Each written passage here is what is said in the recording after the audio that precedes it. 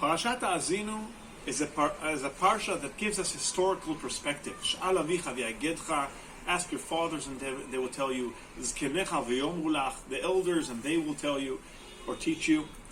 And that is the historical perspective. But Chazal say that there is also a halachic perspective to this pasuk. Whenever we perform a mitzvah, we recite a bracha. Asher kiddushanu mitzvotav v'tzivanu.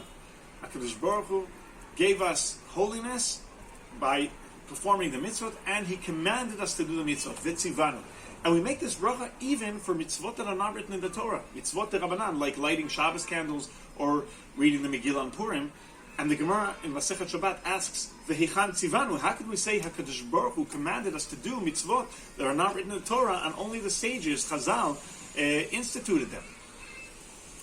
So the Gemara gives two answers. The first answer is, it says in the Torah very explicitly, "Lo tasur min hadavar asher yagidu lecha yamin u'shmol." You are not to deviate from what the elders tell you, right or left. You have to listen to the sages. So there is a specific commandment to listen to the sages. Great, but the Gemara gives another answer. The Gemara says another option. Rav Menachem says that the source to listen to the sages is in our parsha. Sh'al avicha v'yagedcha, ask your father. Zkenecha v'yomru lach, your elders will tell you, and that is a source to listen to the elders, to the chachamim. Looks like it's ready. And here we come.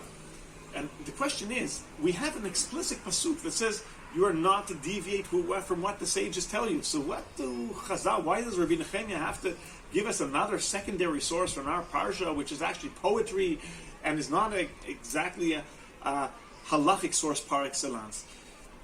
Answers the Torah T'mima, an amazing answer. He says there are two types of Torah we learn. There is the formal Torah. Asita kechol asher yorucha. That is the official commandment, to listen to the sages. You learn in school, you learn in yeshiva, you open a sefer, you ask the Rav. And that's the formal Torah. On halacha, you learn how to do things. But there is the informal Torah. There's the Sh'al avicha v'yagedcha, zkenecha v'yomru lach. Ask your father, ask your mother, ask your Rebbe. Like you grow up with it. You see what you do at home.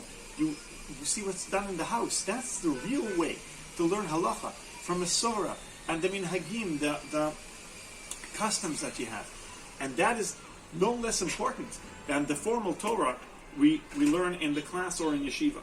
And that is what, and these two sources of Chazal complement each other, because we can't have one without the other. You have to have the formal study. You have to have the Sfarim, you have to have the Rav, you have to have the class.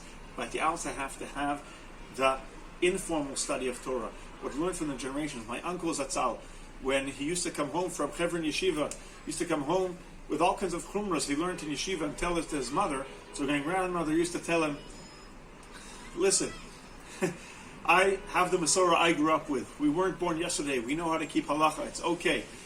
Your chumras, when you get married, you can tell them to your wife." And that is really sending the message that the Masorah is no less important than the formal Torah we learn, and they both have to go together. Sh'al avicha v'yagedcha, zkenecha v'yomru lach. Shabbat shalom.